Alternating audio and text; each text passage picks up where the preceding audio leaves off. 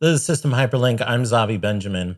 Yesterday was WWDC 2026, and these are the top 5 things that I took away from the event. It all started with Craig Federighi, who said during the keynote that other tech companies are racing forward, seemingly pursuing AI for the sake of AI without clear regard for the people.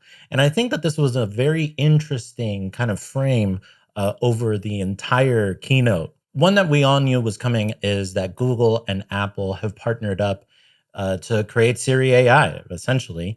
The underlying models seems to be a combination of Apple's models with Google's Gemini. And it is very deeply integrated into the operating systems moving forward with iOS, Mac OS, showing off features where it can analyze text. It can, do text, speech to text. It can create images, all on local hardware, some of it using private cloud compute. Xcode got some updates that I'm very interested to dive deeper into. You can now add Google Gemini as one of the options, but you still have Claude and OpenAI as well. A lot of the keynote showing off some of these features of the new Siri AI show that like Apple is behind on this stuff. Obviously, I think Siri is finally doing things that the Google Assistant has been able to do for years, right?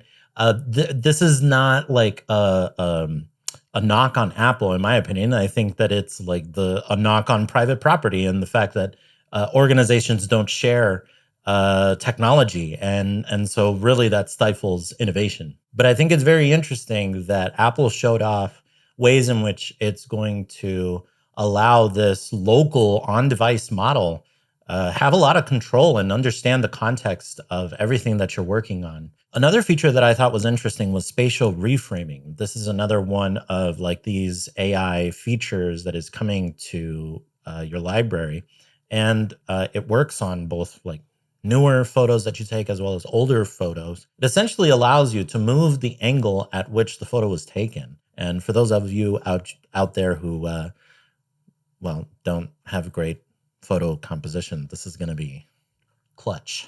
There was some skepticism out in the Apple world about whether we were going to see a describe an extension or describe a shortcut and then AI would just kind of do it for you. And it turns out that yes, this is now a thing. You can both describe an extension in Safari, but you can also describe a shortcut for iOS.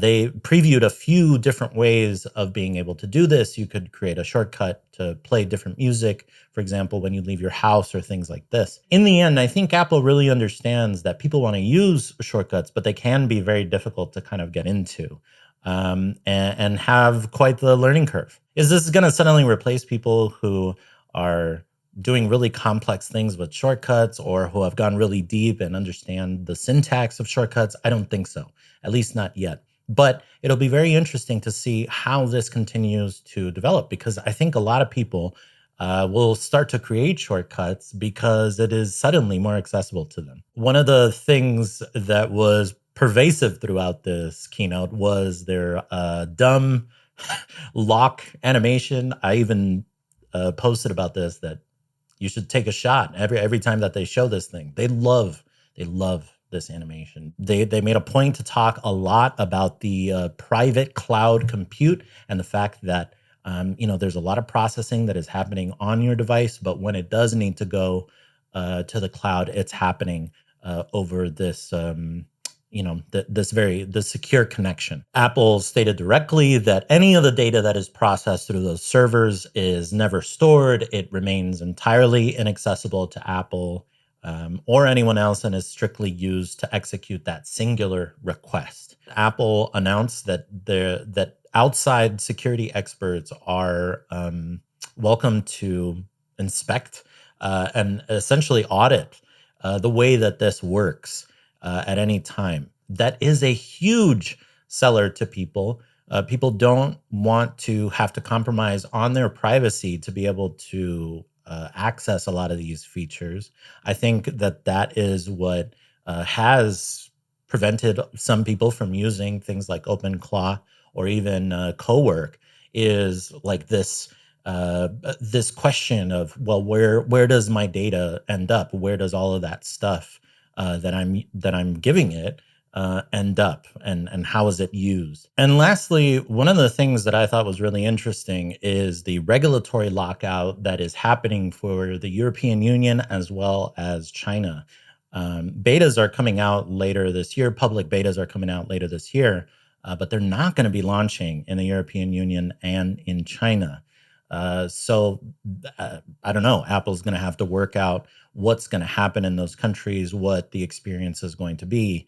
But I think it's very interesting that China is also one of the places where this is having some lockup, as well as the European Union. I think both of these places have been historically kind of hostile towards privacy and people wanting to protect their privacy. And so it'll be interesting to see how Apple balances, right, their marketing and the promises that they've had to make, while at the same time needing to meet these regulatory standards. Just as some honorable mentions, another thing that I thought was interesting from the keynote was the new parental controls and the child kind of profiles that were introduced. I think that there are a lot of assumptions sometimes that come along with these kind of features. And the biggest assumption is that parents always have the best interest of their children.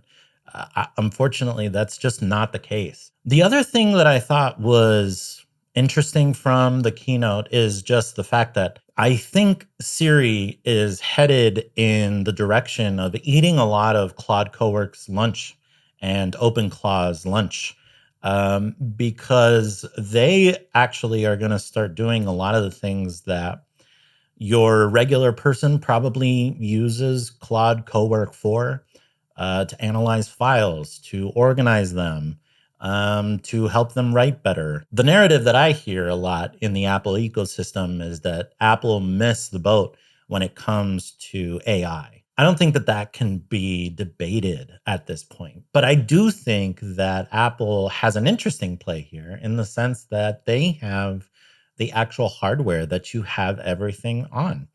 And because of that, it can understand the context of your whole life without necessarily compromising your privacy. And those are the things that I thought were the most important from DubDub this year. As usual, developer betas are already out. Public betas will come out next month, I believe in July, and then the full public release will happen in the fall. I'd love to hear what you thought of the keynote and what feature you're interested in trying as soon as you're able to.